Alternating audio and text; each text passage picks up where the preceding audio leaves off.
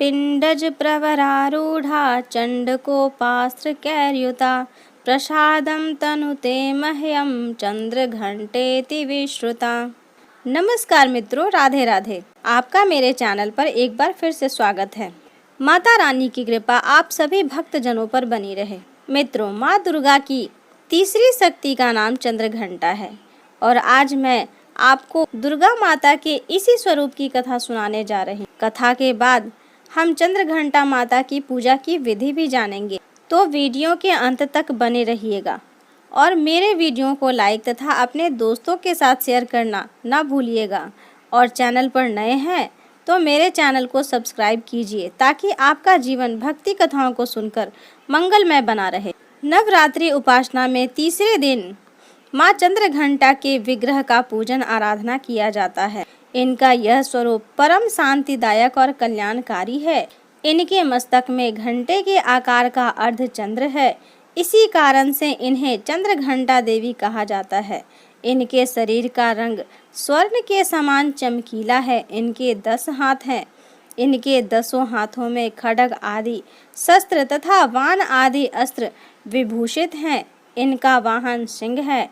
इनकी मुद्रा युद्ध के लिए उद्धत रहने की होती है। इनके घंटे किसी भयानक चंड ध्वनि से अत्याचारी दानव दैत्य राक्षस सदैव प्रकंपित रहते हैं।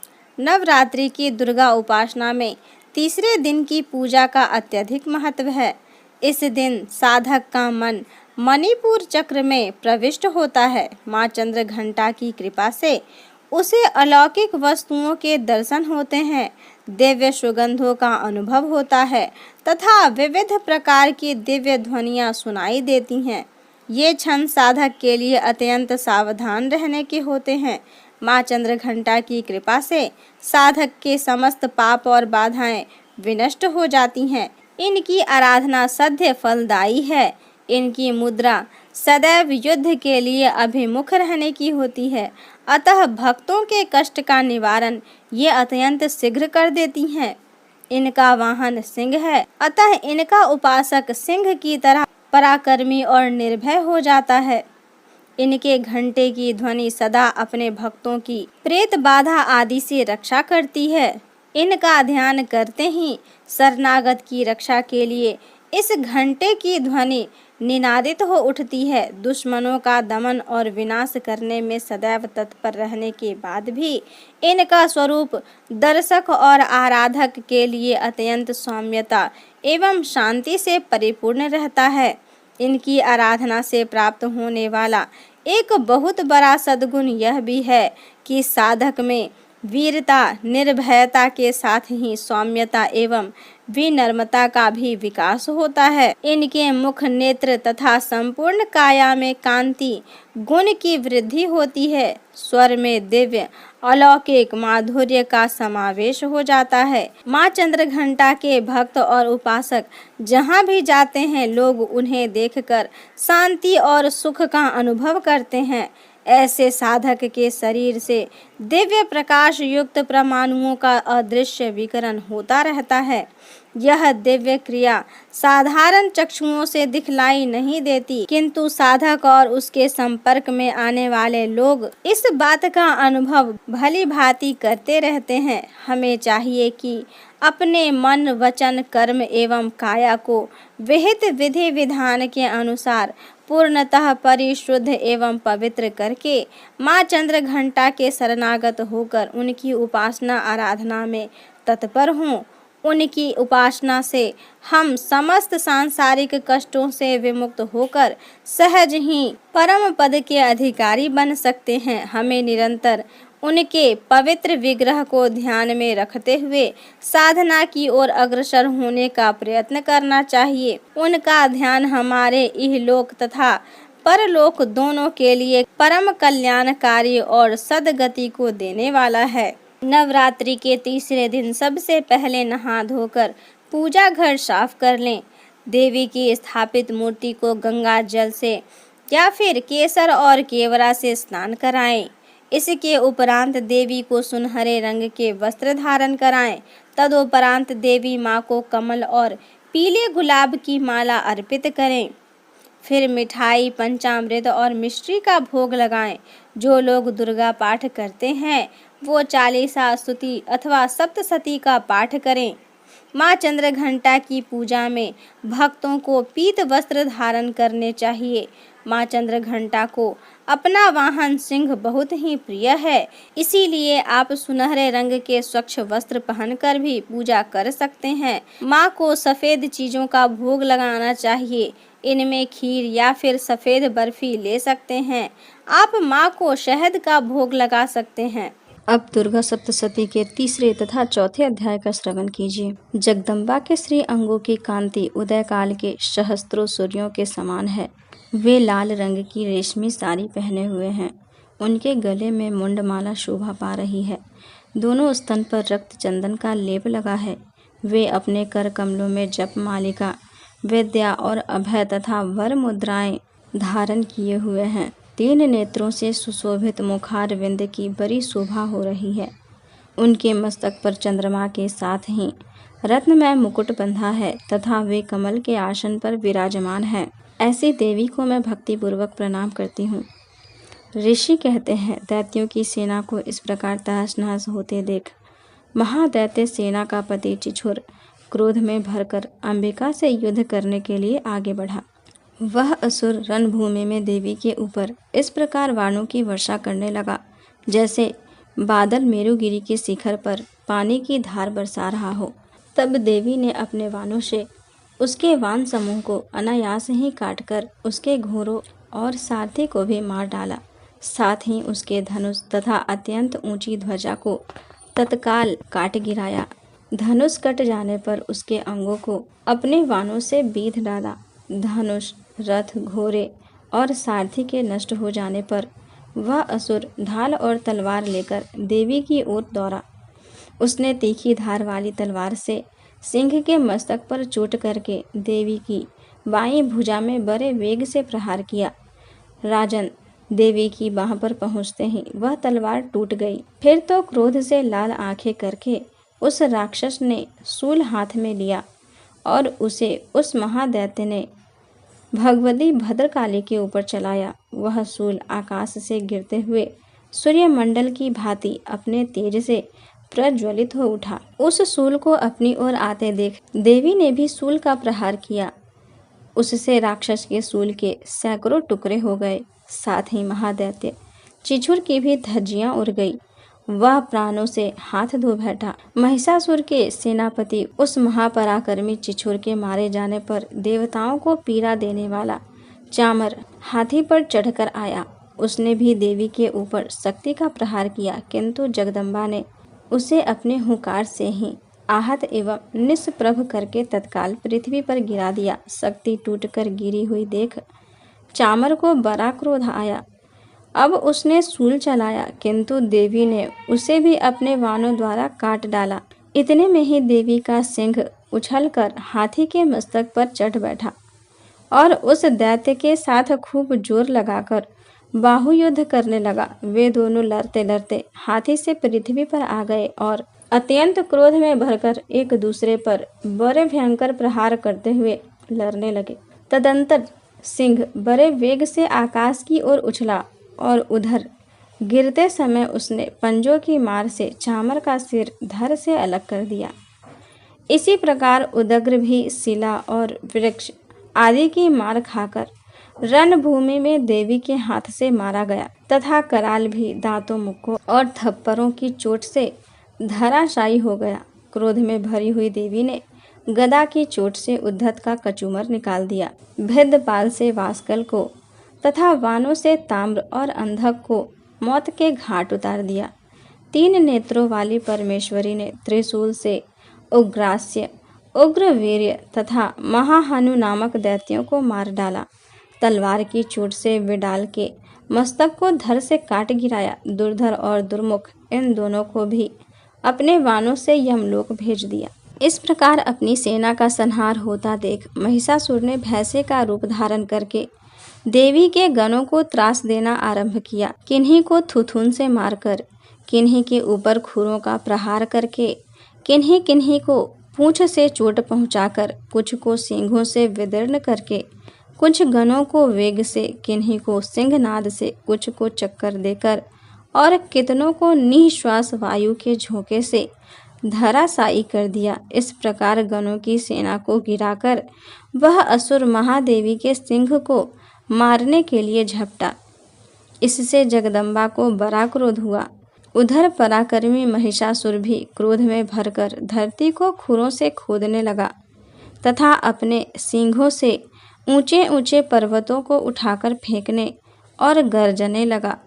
उसके वेग से चक्कर देने के कारण पृथ्वी क्षुब्ध होकर फटने लगी। उसकी पूंछ से टकराकर समुद्र सब ओर से धरती को डुबोने लगा। हिलते हुए सिंहों के आघात से विदीर्ण होकर बादल के टुकड़े टुकड़े हो गए।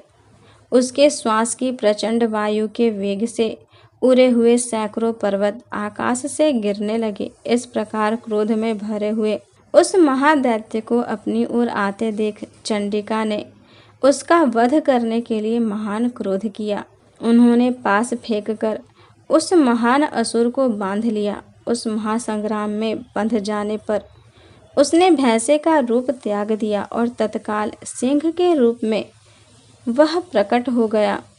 उस अवस्था में जगदम्बा ज्यों ही उसका मस्तक काटने के लिए उद्धत हुई, त्यों ही वह खड्गधारी पुरुष के रूप में दिखाई देने लगा। तब देवी ने तुरंत ही वाणों की वर्षा करके ढाल और तलवार के साथ उस पुरुष को भी बेंध डाला।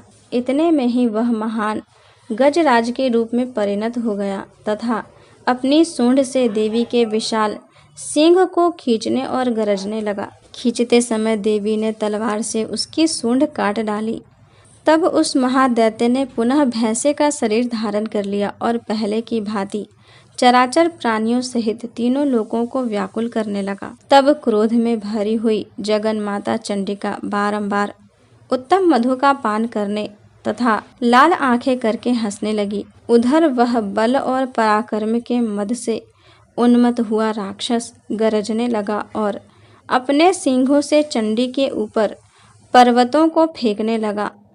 उस समय देवी अपने वाणों के समूहों से उसके फेंके हुए पर्वतों को चूर्ण करती हुई बोली। बोलते समय उनका मुख मधु के मद से लाल हो रहा था और वाणी लरखरा रही थी। देवी ने कहा, ओ मूढ़, मैं जब तक मधु पीती हूँ तब तक तू क्षण भर के लिए खूब गरज ले। मेरे हाथ से यही तेरी मृत्यु हो जाने पर अब शीघ्र ही देवतागण भी गर्जना करेंगे। ऋषि कहते हैं, यों कहकर देवी उछली और उस महादैत्य के ऊपर चढ़ गई। फिर अपने पैर से उसे दबाकर उन्होंने शूल से उसके कंठ में आघात किया। उसके पैर से दबा होने पर भी महिषासुर अपने मुख से दूसरे रूप में बाहर होने लगा। अभी आधे शरीर से ही वह बाहर निकलने पाया था कि देवी ने अपने प्रभाव से उसे रोक दिया। आधा निकला होने पर भी वह महादैत्य देवी से युद्ध करने लगा। तब देवी ने बहुत बड़ी तलवार से उसका मस्तक काट गिराया। फिर तो हाहाकार करती हुई दैत्यों की भारी सेना भाग गई तथा संपूर्ण देवता अत्यंत प्रसन्न हो गए। देवताओं ने दिव्य महर्षियों के साथ दुर्गा देवी का स्तवन किया। गंधर्वराज गाने लगे तथा अप्सराएं नृत्य करने लगी। इस प्रकार श्री मार्कंडेय पुराण में सावर्णिक मनवंतर की कथा के अंतर्गत देवी महात्म्य में महिषासुर वध नामक तीसरा अध्याय पूर्ण हुआ। चतुर्थो अध्याय। इंद्र आदि देवताओं द्वारा देवी की स्तुति। सिद्धि की इच्छा रखने वाले पुरुष जिनकी सेवा करते हैं तथा देवता जिन्हें सब ओर से घेरे रहते हैं, उन जया नाम वाली दुर्गा देवी का ध्यान करें। उनके श्री अंगों की आभा काले मेघ के समान श्याम है। वे अपने कटाक्षों से शत्रु समूह को भय प्रदान करती हैं। उनके मस्तक पर आबद्ध चंद्रमा की रेखा शोभा पाती है। वे अपने हाथों में शंख, चक्र, कृपाण और त्रिशूल धारण करती हैं। उनके 3 नेत्र हैं। वे सिंह के कंधे पर चढ़ी हुई हैं और अपने तेज से तीनों लोकों को परिपूर्ण कर रही हैं। ऋषि कहते हैं, अत्यंत पराक्रमी दुरात्मा महिषासुर तथा उसकी दैत्य सेना के देवी के हाथ से मारे जाने पर इंद्र आदि देवता प्रणाम के लिए गर्दन तथा कंधे झुकाकर उन भगवती दुर्गा का उत्तम वचनों द्वारा स्तवन करने लगे। उस समय उनके सुंदर अंगों में अत्यंत हर्ष के कारण रोमांच हो आया था। देवता बोले, संपूर्ण देवताओं की शक्ति का समुदाय है जिनका स्वरूप है तथा जिन देवी ने अपनी शक्ति से संपूर्ण जगत को व्याप्त कर रखा है, समस्त देवताओं और महर्षियों की पूजनीय उन जगदम्बा को हम भक्ति पूर्वक नमस्कार करते हैं। वे हम लोगों का कल्याण करें। जिनके अनुपम प्रभाव तथा बल का वर्णन करने में भगवान शेषनाग, ब्रह्मा जी तथा महादेव जी भी समर्थ नहीं है, वे भगवती चंडिका संपूर्ण जगत का पालन एवं अशुभ भय का नाश करने का विचार करें। जो पुण्यात्माओं के घरों में स्वयं ही लक्ष्मी रूप से, पापियों के यहाँ दरिद्रता रूप से, शुद्ध अंतःकरण वाले पुरुषों के हृदय में बुद्धि रूप से, सत्पुरुषों में श्रद्धा रूप से तथा कुलीन मनुष्यों में लज्जा रूप से निवास करती हैं, उन आप भगवती दुर्गा को हम नमस्कार करते हैं। देवी, आप संपूर्ण विषय का पालन कीजिए। देवी, आपके इस अचिंत्य रूप का, असुरों का नाश करने वाले भारी पराक्रम का तथा समस्त देवताओं को और दैत्यों के समक्ष युद्ध में प्रकट किए हुए आपके अद्भुत चरित्रों का हम किस प्रकार वर्णन करें। आप संपूर्ण जगत की उत्पत्ति में कारण हैं। आप में सत्वगुण, रजोगुण और तमोगुण है। ये तीनों गुण मौजूद हैं तो भी दोषों के साथ आपका संसर्ग नहीं जान पड़ता। भगवान विष्णु और महादेव जी आदि देवता भी आपका पार नहीं पाते। आप ही सबका आश्रय हैं। यह समस्त जगत आपका अंशभूत है, क्योंकि आप सबकी आदिभूत अव्याकृता परा प्रकृति हैं। देवी, संपूर्ण यज्ञों में जिसके उच्चारण से सब देवता तृप्ति लाभ करते हैं, वह स्वाहा आप ही हैं। उसके अतिरिक्त आप पितरों की भी तृप्ति का कारण हैं। अतएव सब लोग आपको स्वधा भी कहते हैं। देवी, जो मोक्ष की प्राप्ति का साधन है, अचिंत्य महाव्रत स्वरूपा है, समस्त दोषों से रहित, जितेंद्रिय, तत्वों को ही सार वस्तु मानने वाले तथा मोक्ष की अभिलाषा रखने वाले मुनि जन जिसका अभ्यास करते हैं, वह भगवती पराविद्या आप ही हैं। आप शब्द स्वरूपा है। अत्यंत निर्मल ऋग्वेद, यजुर्वेद तथा उद्गीत के मनोहर पदों के पाठ से युक्त सामवेद का भी आधार आप ही हैं। आप देवी त्रयी और भगवती हैं। इस विश्व की उत्पत्ति तथा पालन के लिए आप ही वार्ता के रूप में प्रकट हुई हैं। आप संपूर्ण जगत की घोर पीड़ा का नाश करने वाली हैं। देवी, जिससे समस्त शास्त्रों के सार का ज्ञान होता है, वह मेधा शक्ति आप ही हैं। दुर्गम भव सागर से पार उतारने वाली नौका रूप दुर्गा देवी भी आप ही हैं। आपकी कहीं भी आसक्ति नहीं है। कैटभ के शत्रु भगवान विष्णु के वक्षस्थल में एकमात्र निवास करने वाली भगवान लक्ष्मी तथा भगवान चंद्रशेखर द्वारा सम्मानित गौरी देवी भी आप ही हैं। आपका मुख मंद मुस्कान से सुशोभित, निर्मल, पूर्ण चंद्रमा के बिंब का अनुकरण करने वाला और उत्तम सुवर्ण की मनोहर कांति से कामनीय है। तो भी उसे देखकर महिषासुर को क्रोध हुआ और सहसा उसने उस पर प्रहार कर दिया। यह बड़े आश्चर्य की बात है। देवी, वह मुख जब क्रोध से युक्त होने पर उदय काल की चंद्रमा की भांति लाल और तनी हुई भौहों के कारण विकराल हो उठा, तब उसे देखकर जो महिषासुर के प्राण तुरंत नहीं निकल गए, यह उससे भी बढ़कर आश्चर्य की बात है, क्योंकि क्रोध में भरे हुए यमराज को देखकर भला कौन जीवित रह सकता है। देवी, आप प्रसन्न हो, परमात्मा स्वरूपा। आपके प्रसन्न होने पर जगत का अभ्युदय होता है और क्रोध में भर जाने पर आप तत्काल ही कितने कुलों का सर्वनाश कर डालती हैं।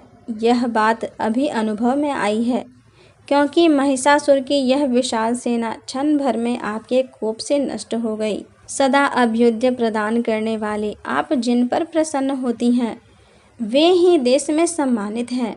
उन्हीं को धन और यश की प्राप्ति होती है। उन्हीं का धर्म कभी शिथिल नहीं होता। तथा वे ही अपने हृष्ट पृष्ठ स्त्री पुत्र और भृत्यों के साथ धन्य माने जाते हैं। देवी, आपकी ही कृपा से पुण्यात्मा पुरुष प्रतिदिन अत्यंत श्रद्धापूर्वक सदा सब प्रकार से धर्मानुकूल कर्म करता है और उसके प्रभाव से स्वर्गलोक में जाता है। इसीलिए आप तीनों लोकों में निश्चय ही मनोवांछित फल देने वाली हैं। माँ दुर्गे, आप स्मरण करने पर सब प्राणियों का भय हर लेती हैं और स्वस्थ पुरुषों द्वारा चिंतन करने पर उसे परम कल्याणमयी बुद्धि प्रदान करती हैं। दुख, दरिद्रता और भय हरने वाली देवी, आपके सिवा दूसरी कौन है जिसका चित्त सबका उपकार करने के लिए सदा ही दयाद्र रहता हो। देवी, इन राक्षसों के मारने से संसार को सुख मिले तथा ये राक्षस चिरकाल तक नरक में रहने के लिए भले ही पाप करते रहे हों, इस समय संग्राम में मृत्यु को प्राप्त होकर स्वर्ग लोक में जाएं, निश्चय ही यही सोचकर आप शत्रुओं का वध करती हैं। आप शत्रुओं पर शस्त्रों का प्रहार क्यों करती हैं? समस्त असुरों को दृष्टिपात मात्र से ही भस्म क्यों नहीं कर देती? इसमें एक रहस्य है। ये शत्रु भी हमारे शस्त्रों से पवित्र होकर उत्तम लोकों में जाएं। इस प्रकार उनके प्रति भी आपका विचार अत्यंत उत्तम है। खड्ग के तेज पुंज की भयंकर दीप्ति से तथा आपके त्रिशूल के अग्रभाग की घनीभूत प्रभा से चौंधियाकर जो असुरों की आंखें फूट नहीं गई, उसमें कारण यही था कि वे मनोहर रश्मियों से युक्त चंद्रमा के समान आनंद प्रदान करने वाले आपके इस सुंदर मुख का दर्शन करते थे। देवी, आपका शील दुराचारियों के बुरे बर्ताव को दूर करने वाला है। साथ ही यह रूप ऐसा है जो कभी चिंतन में नहीं आ सकता और जिसकी कभी दूसरों से तुलना भी नहीं हो सकती। तथा आपका बल और पराक्रम तो उन दैत्यों का भी नाश करने वाला है जो कभी देवताओं के पराक्रम को नष्ट कर चुके थे। इस प्रकार आपने शत्रुओं पर भी अपनी दया ही प्रकट की है। देवी, आपके इस पराक्रम की किसके साथ तुलना हो सकती है? तथा शत्रुओं को भय देने वाली एवं अत्यंत मनोहर ऐसा रूप भी आपके सिवा और कहाँ है? हृदय में कृपा और युद्ध में निष्ठुरता, ये दोनों बातें तीनों लोकों के भीतर केवल आप में ही देखी गई है। मातः, आपने शत्रुओं का नाश करके इस समस्त त्रिलोकी की रक्षा की है। उन शत्रुओं को भी युद्ध में मारकर स्वर्ग लोक में पहुंचाया है तथा उन्मत्त दैत्यों से प्राप्त होने वाले हम लोगों के भयों को भी दूर कर दिया है। आपको हमारा नमस्कार है।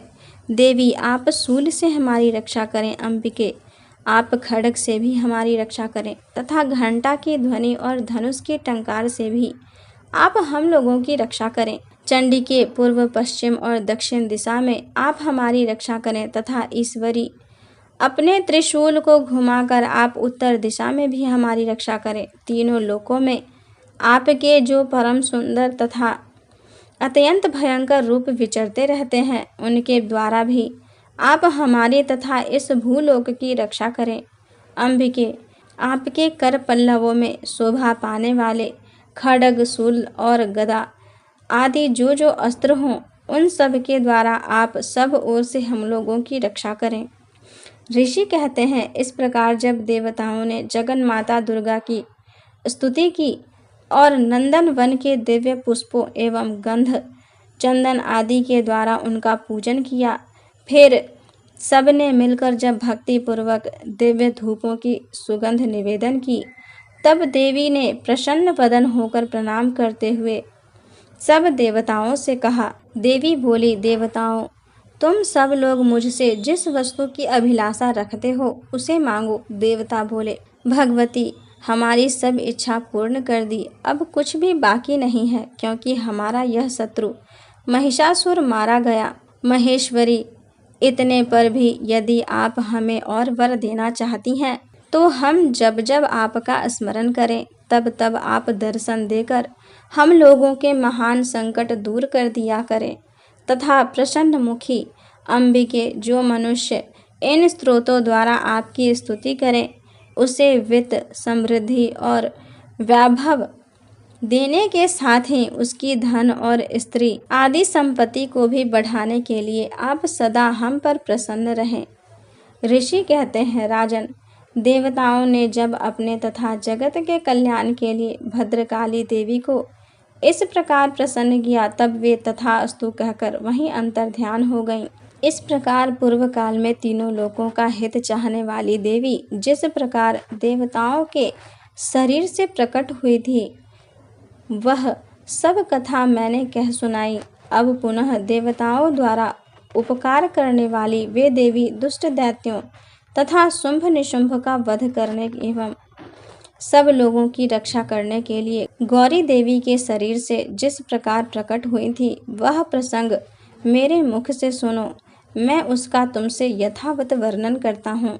इस प्रकार श्री मार्कंडेय पुराण में सावर्णिक मनवंतर की कथा के अंतर्गत देवी महात्म्य में शुक्रादि स्तुति नामक चौथा अध्याय संपूर्ण हुआ।